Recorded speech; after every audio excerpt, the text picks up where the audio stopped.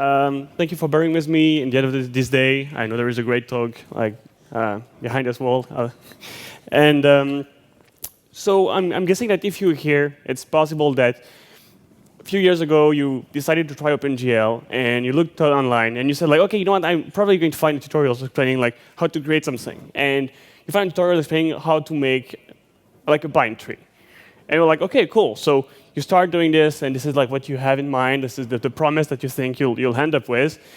And 300 lines of code later, you end up with this. So, well, the truth is, like, what did you expect? I mean, 300 lines of codes.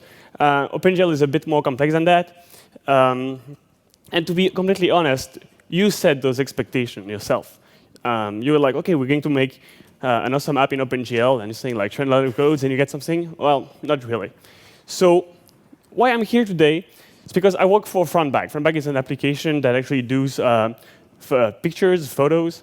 And the client came up with something like this. So this is the app, which it looked like. So on top, you have the live preview, and then you could switch, and then you have all the filters. And the client wanted like, OK, I want the filters to go live, all of them, with what you can see. And when you click on one, then it should also apply on top. And I was like, OK, I have no clue how to do that.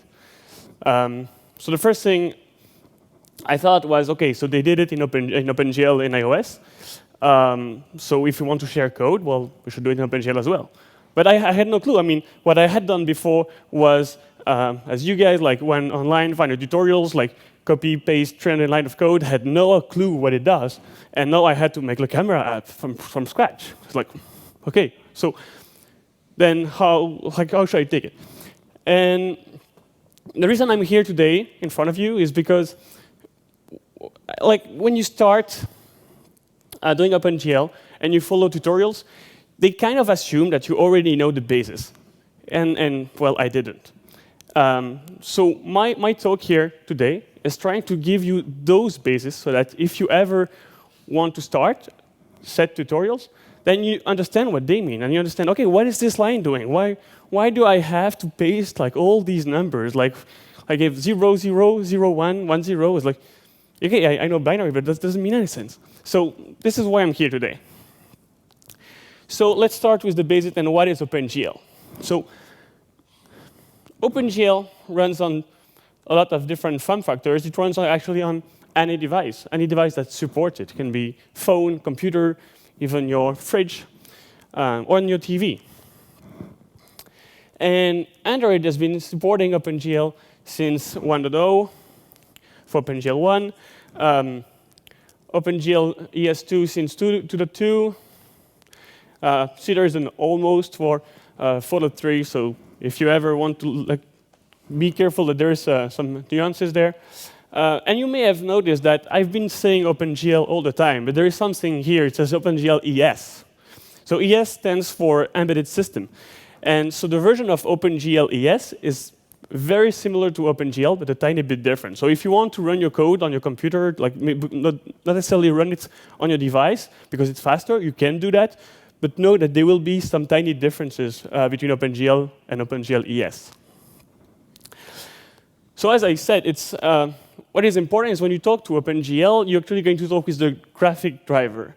So that the hardware needs to support it, as well as the code. And as you all know it, when hardware is involved and drivers, then it means there is constructor changes. And so sometimes the code will run on some device and it will not run on other devices. And we're like, whoa, whoa, whoa. I thought like if I do Java in Android, well, the platform should kind of take care of that for me. You know, I'm not doing C++ and stuff like that. So normally, like Android is kind of supposed to smooth that out for me. And well, you'd be right. But there is still sometimes some driver-specific issues and stuff like that you will encounter doing some OpenGL stuff. But it will probably be time for you to think about it when you will encounter them.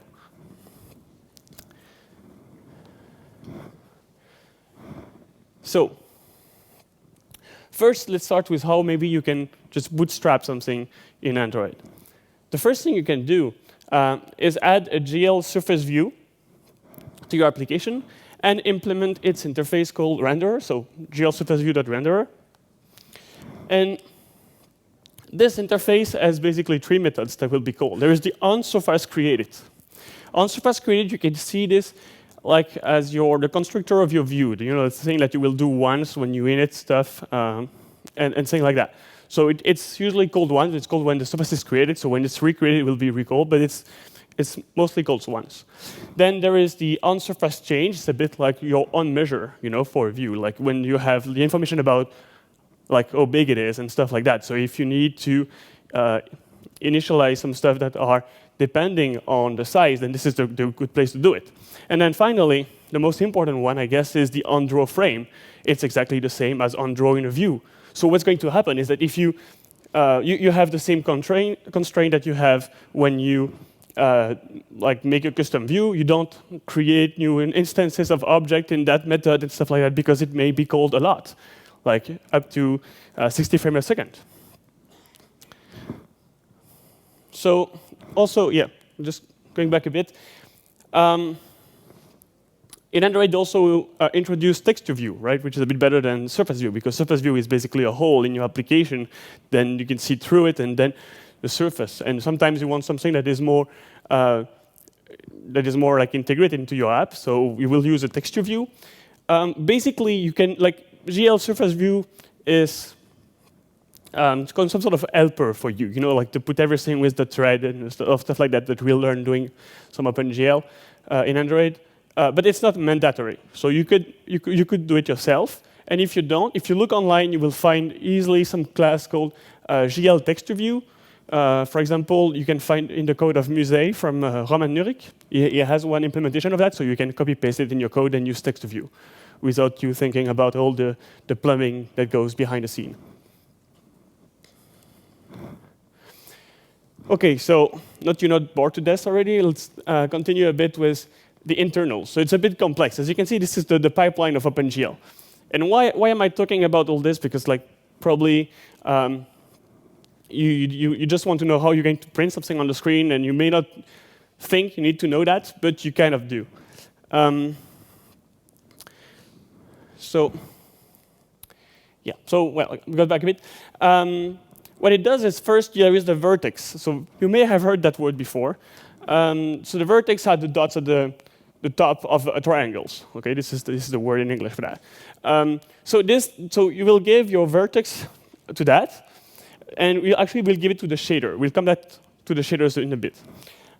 Then it will rasterize it. What rasterize means is that it will create the fragments. It's like almost the pixel. It's not the pixel yet, but it will, like you see, so the gray dots actually are kind of the pixel in it. So it filled the shape so that it will kind of match the triangle that you gave it. And this is called rasterizing, so creating the pixel that will actually match the shape that you gave it. And then this will go into the fragment shader, which will actually assign a color to that fragment. And then this will go then in the, will be processed and then become pixel on the display. Okay, so 2 important words here are vertex and fragment. So that's what it is. And as I said, we use shaders. So who have heard of shaders before?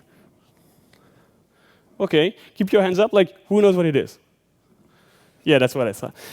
I was the same. And usually, when you ask people who know about what shaders are, they try to explain you some stuff. Like, you know, it's kind of a program that computes everything at the same time. And you're like, well, is that possible? I was like, does that make sense? And we'll come on that. But so it's natural that you have heard of it, and you're still confused. So a shader will look something like this. And this is a vertex shader. And basically, you have here on top some value that I can pass. We can kind of see that as instance variable that I can access, like public variables that I will be able to assign from my Java code. Here you have the main method, which is the core of what is going to be done in my shader. And this line here is very important, because in a vertex shader, we need to assign the position. We need to know, OK, where is my vertex? So like, where it is. And this is where you do it, and we call GL position equals something. Then you actually will give it the position on screen. And in this case, what it does is, it's going to multiply first the MVP matrix, which is going to be the projection, so that we can place it in space. And there is the v position, which is the position that I pass, and we'll come to that a bit later. And then there is another thing, which is the position, which is a varying. This is some information I will pass along to the next shader, to the fragment shader. And so what is important is like when we call vertex in the vertex shader, is actually the position of something on the screen that will end up on the screen, but usually assign some data to it, like color, or in this case, texture coordinates. So I say, okay, this is going to be the point I want on my screen, but to that I also want you to know where it's going to to what position, what coordinates on my texture, on my image, I want you to assign this dot with. And this is like what a fragment shader looks like. So in this case, well, basically what I do, again, I have, in my main, I assign the color, and I have this method in OpenGL, in GLSL, which is texture 2D, and I'm going to take the position I gave it and the texture I gave it, and then apply the color from my image, my texture, to this fragment. As you can see, the position is the information I passed from my previous shader. And the uniform texture is the texture actually I assigned to this, so that it knows what to do with it. So something fun with OpenGL is that it will consider everything on the screen to be square. If you look at your phone, well, your phone is not square, so it will end up like this. So that's one of the problems. Like when you actually just tell it to draw on the whole thing, then it will actually stretch it to match your screen. And that's also why the MVP matrix was used for. So say, hey, I have a different ratio, so I want you to apply some calculation on that so that it will match my ratio.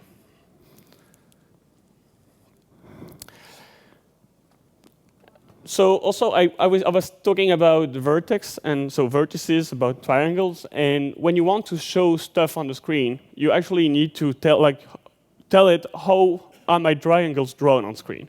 And for that, you can use the strip. You can also use the fan, which is a bit less used. And I find the strip to be easier, and this is the one that you will probably encounter the most when learning OpenGL. And so what it does is that you give it coordinates of point A, point B, point C, and animate triangles. And if you give it coordinates of point D, then you have two triangles. So that's how it does the triangle thing. And we'll explain it a tiny bit. So when you pass the information, this is what it looks like. You pass it the information of the coordinates. So in my position matrix, I also pass the depth, but you don't necessarily have to. And in the coordinates of the texture, then I pass the coordinates of the texture. I will show you what it looks like, but one thing that is important to notice is that from that picture, we can see that the coordinates on the screen go from -1 to 1, 1. And the coordinates of a texture, well, they go from 0 to 1, because why not? Obviously. It's not complex enough. And so, OK, let's look at what it is. So let's take our coordinate system on the left, which is the screen. And this is the picture I want to draw on my screen, right? So if I need to pass these coordinates, this is how it will look like. So I will pass -1, -1, going to 1, -1, right? So that made my first line. And then I make one triangle like this, and then I finish it. So basically, I have a square in this case, right? And I have assigned at the same time the position of my picture to that, right? So meaning that the bottom left of my picture will be assigned to the bottom left of my screen, and the top right of my picture will be assigned to the top right of my screen, so it should work correctly, right? So but then what happens if you have a picture like this? Well, either you can change the shader to apply some rotation, or you can just pass the information like this, and then when the picture will be drawn on screen, it will be drawn straight.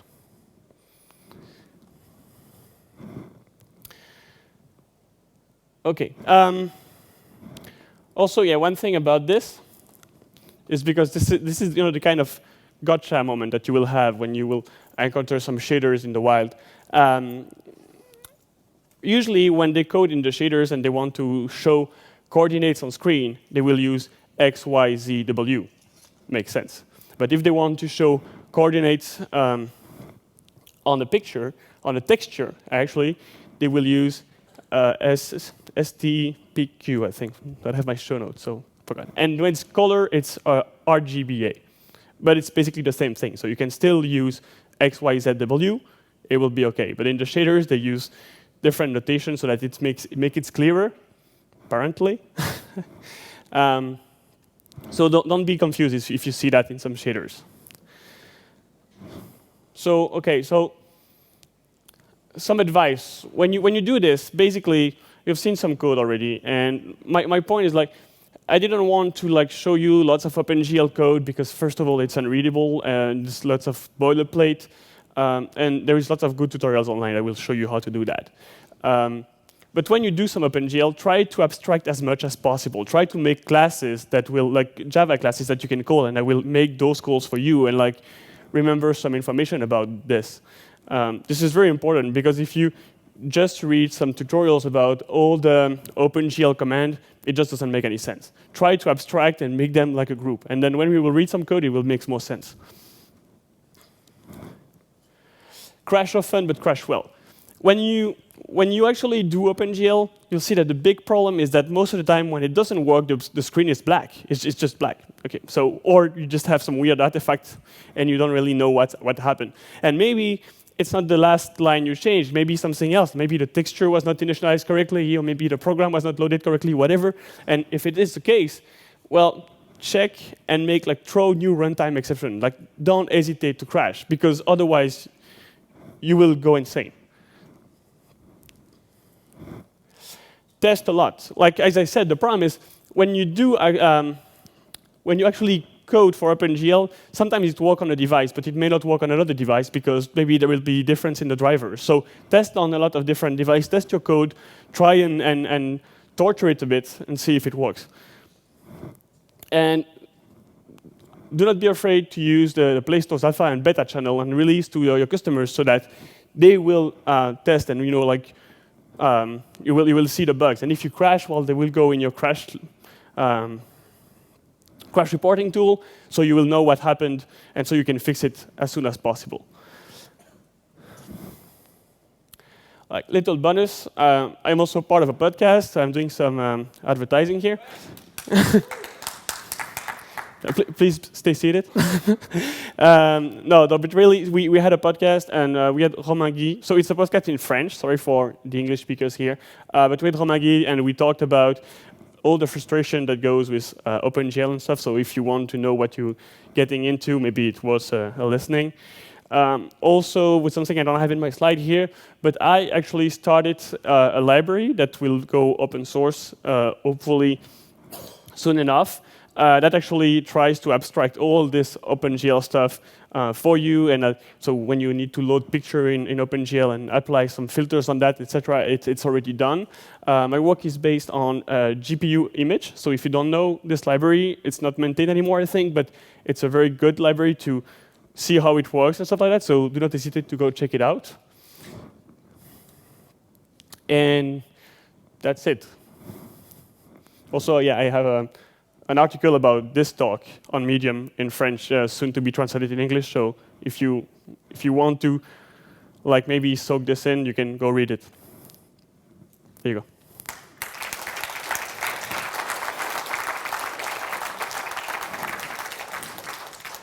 Any question?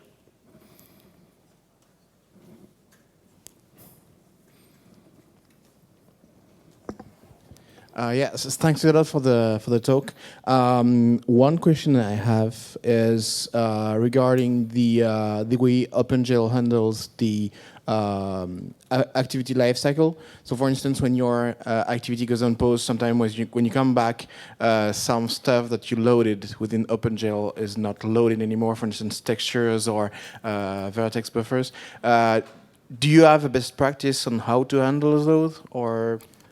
Well, if you, the thing is, it's a bit complex because if you actually go look in the code of how GL surface view work and all of that, you'll see that basically what it does is they have a thread and then they attach to it a GL context and all that, which I don't want to drop on you. So, but basically, I think the GL surface view, I think like they actually, when they all go undetached, they destroy and stuff like that, but they have a method that says like, do you know, look to keep the context on pose and stuff like that, which you can do. And I think it's deprecated if you, I'm not sure it's still needed, but for some version of Android, it's still needed, so you can go check it out. Actually, since I relied first on GL surface view and stuff like that, and then we actually move a lot of the code away because I had to, like, for what I had to do, as you can see, it was a bit more complex than that. So we had to actually go further away from that. So we had our own thing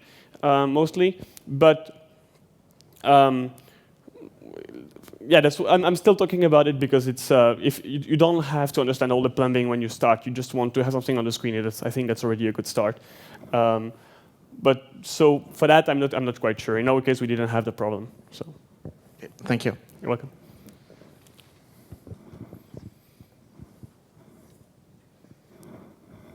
No other question? Okay, good. Thank you very much.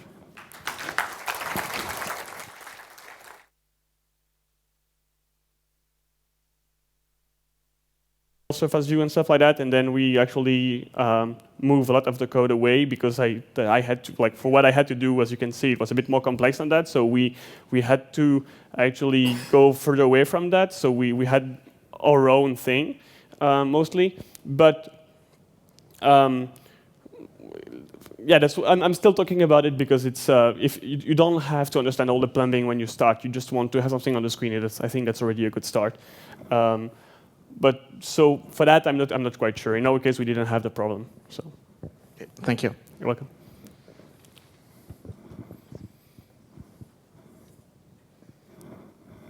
No other question? Okay, good. Thank you very much.